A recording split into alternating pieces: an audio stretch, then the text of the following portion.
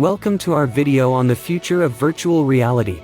Virtual reality, or VR, is no longer just a thing of science fiction.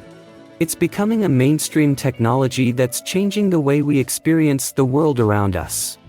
From gaming and entertainment to education and therapy, VR is being used in a variety of industries to enhance experiences and improve outcomes. But what exactly is virtual reality and how does it work? A VR headset contains a screen for each eye, which displays 3D images that are synced with the movements of the head. This creates the illusion of being in a different place and allows the user to interact with their virtual environment in a realistic way. The headsets use sensors such as accelerometers, gyroscopes, and magnetometers to track the user's head movements and provide an accurate representation of the virtual environment. The controllers, on the other hand, provide the user with a way to interact and manipulate the virtual environment.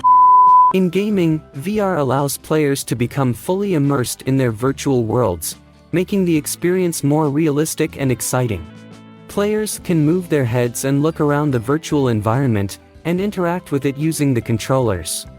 Some games even use haptic feedback to create the sensation of touch.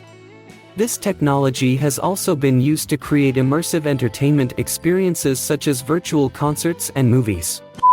In education and training, VR allows students to take virtual field trips, visit historical sites, and interact with 3D models of complex concepts.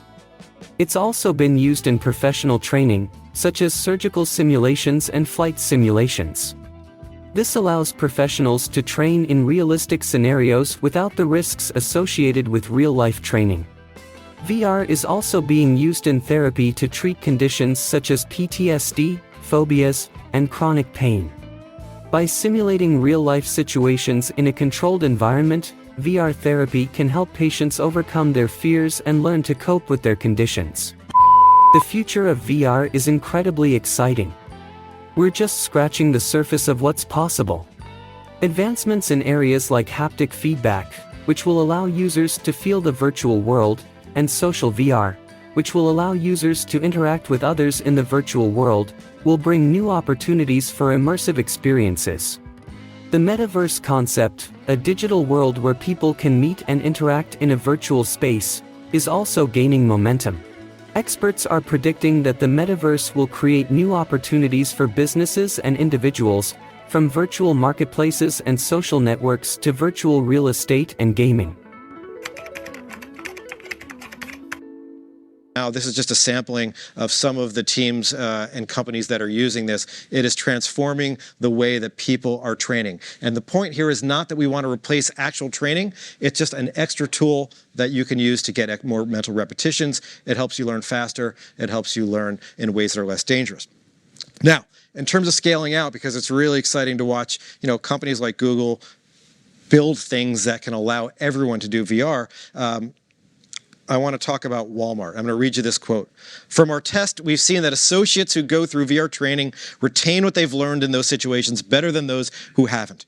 Because of the promising results, we'll be rolling out this training to all 200 of our academy facilities by the end of 2017. That means the over 140,000 associates who will graduate from academics each year will have VR as an integral part of that experience. That's from a vice president of Walmart. This final one I'm going to talk about, and we're short on time, so I'll be brief on this, is we should use VR for things that are dangerous in the physical world. And, one of the most dangerous things that all of us do far too often is drive. Cars killed 40,000 people last year, 1.3 million people worldwide.